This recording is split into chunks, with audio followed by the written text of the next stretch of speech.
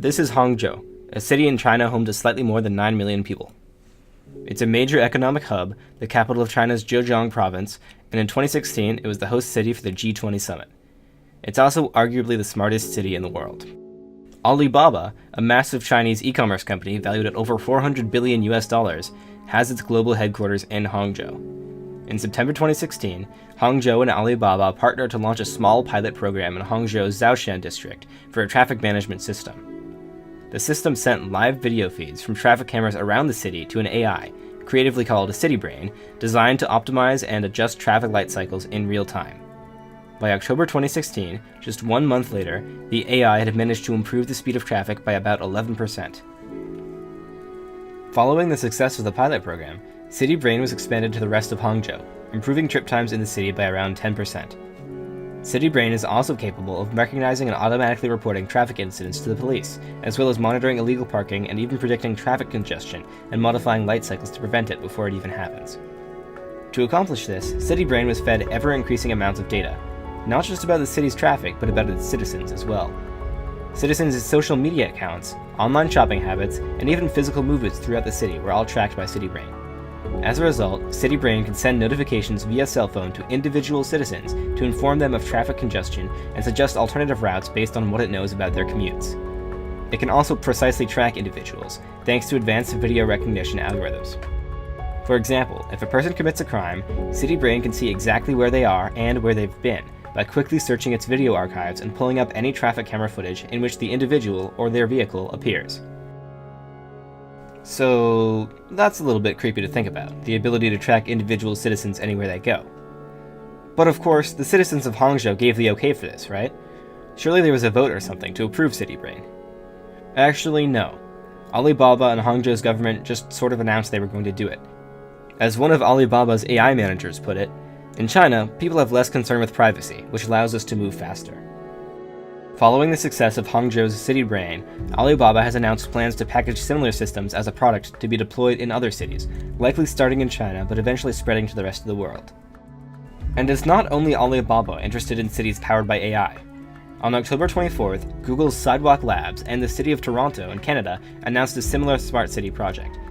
And speaking of the city of the future, I'm pleased to announce a very important partnership between Waterfront Toronto and Sidewalk Labs.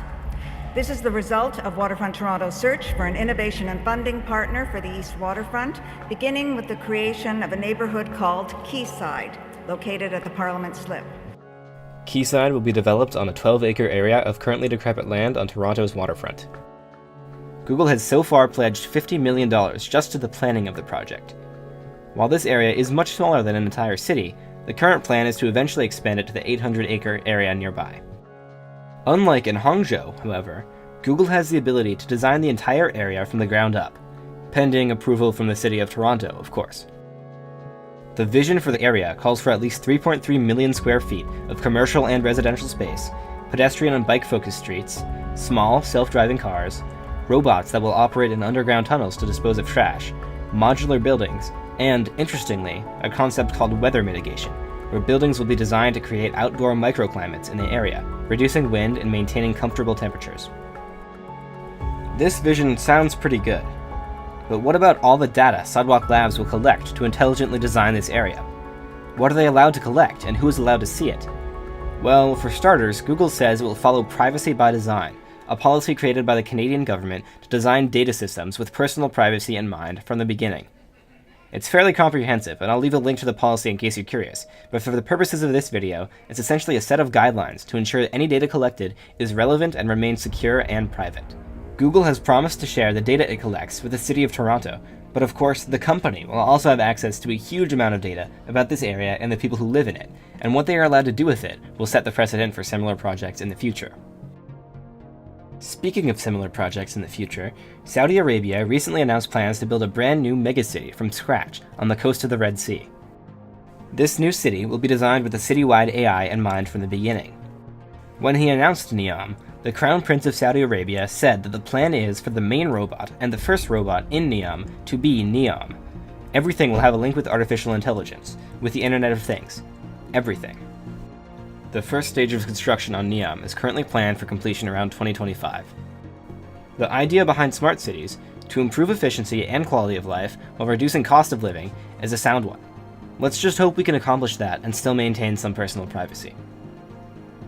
If you're interested in smart cities and want to know more, I've of course included links to my sources in the description. Thanks for watching.